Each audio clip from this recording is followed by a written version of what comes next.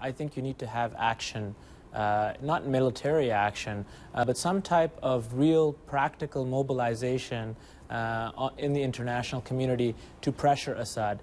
He was never looking for legitimacy from Washington, D.C. or London or Germany for that matter. Obviously, it makes him a little bit more uncomfortable, but it also feeds into his narrative that this is a series of protests being driven by external actors. And I'm sure that he's going to actually use this as a moment to kind of drive a wedge in the Syrian street.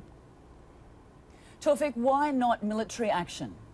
I think, quite frankly, the West in Libya have shown that military action, while perhaps preventing civilian casualties in Benghazi, have not been effective in facilitating a transition. It depends very much on the forces on the ground.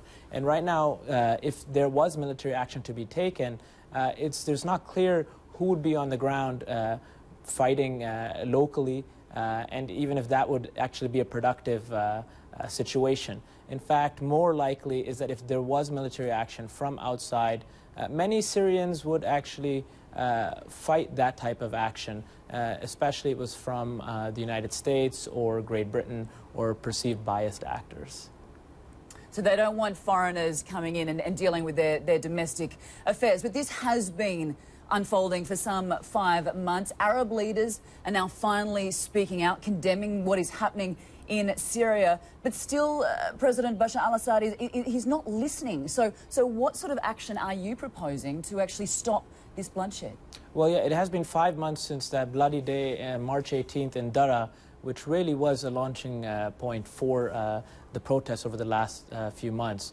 I think the international community can perhaps move forward a new resolution at the Security Council, but then also make a point person, have a summit, build an initiative, a framework that can allow somebody to mediate, enter into Syria, talk with Assad, talk with the other actors, and facilitate some type of political transition.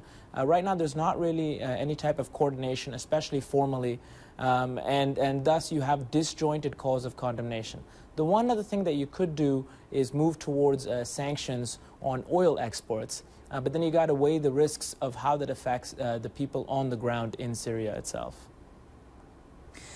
Taufiq, are you amazed at the people who continue to take to the streets day after day, despite the massacres going on, despite this crackdown? I mean, more than 2,000 people are now dead, but despite this, they continue to take to the streets and protest. Well, it's absolutely remarkable because you've had over 2,000 people who've been killed.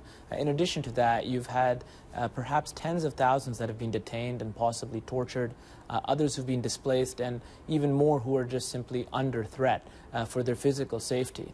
And people just continue to come out into the streets, and they're very determined in their action. And I think that's what, if you talk to a lot of Syrians in Syria, they're saying, look, we're going to keep moving, we're going to persevere, we're going to be steadfast, and we're going to drive the solution to this crisis. But of course, they need the help of people outside, not to direct them, and not to tell them what to do, but to be there as, a monitor. Let's not forget, there's barely any international media in the country.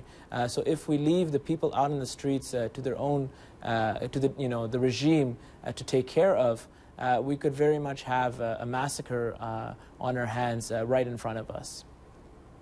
Yeah, the determination that these people are showing, it truly is extraordinary. If anything, as you say, that the violence and the crackdown, it's strengthened their resolve. Sure. Taufiq Rahim, it's fantastic to get your perspective and your analysis. We certainly thank you for joining us. That was Taufiq Rahim. He is a political analyst and managing director for GlobeSight.